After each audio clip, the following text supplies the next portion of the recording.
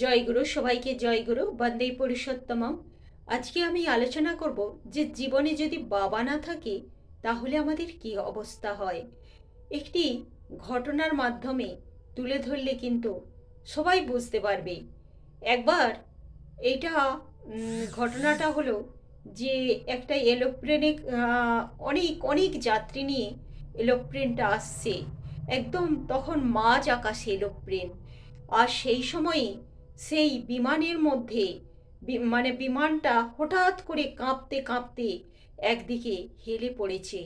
তখন সেই বিমানের যে বিমান সেবিকা, সে তখন সবাইকে সবাইকে সাবধান বানিয়ে দিচ্ছে যে তোমরা সবাই যে যার সিটের মধ্যে সিট বেল্ট বসে ভালো করে বসো, কারণ খুবই বিপদের মধ্যে আছে আমাদের এই বিমানটি।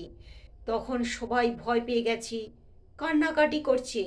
এরকম অবস্থা, এ তো আর এমন নয় যে কোনো রকম সেই এর মধ্যে আছে, স্থলভূমিতে আছে, কোনো রকমে বেঁচে যাবে।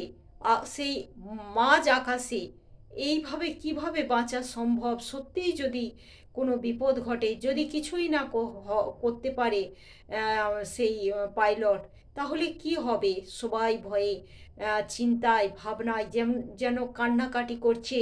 যে যার ইষ্ট দেবতার সেই ইষ্ট মন্ত্র স্মরণ করছে, জপ করছে। সবাই এই রকম করছে। কিন্তু একটা বাচ্চা মেয়ে, তার বোঝার ক্ষমতা হয়েছে, বুঝতেও পারছে। সে এতটা বাচ্চা নয়, কিন্তু মানে খুব যে বয়স তা নয়, কিন্তু সে সবাইকে যেন দেখছেই না, তার কানে কোনো কথা আসছেই না, আসছে আবার যেন বেরিয়ে যাচ্ছে কথাগুলো। সে সেই মোবাইলে গেম খেলায় ব্যস্ত, নিজের মতো করে যেন আছে। সব কথা শুনেও যেন সে নির্বিকার চিত্তে গেম খেলেই যাচ্ছে, খেলেই যাচ্ছে। তার মধ্যে কোনো ভাবান্তরই নেই। তো তখন এইরকম চলছে।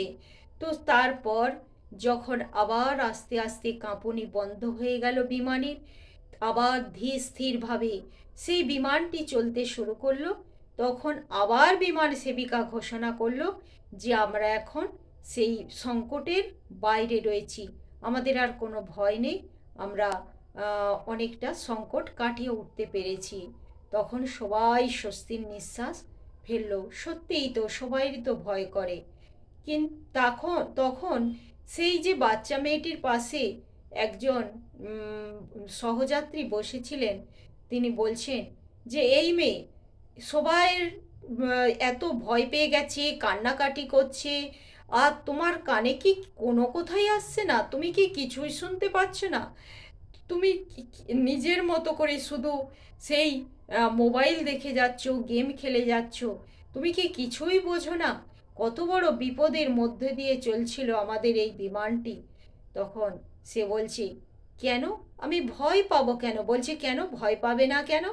তোমার কি ভয় ডর বলে কিছুই নেই? বলছে, না, ভয় আছে।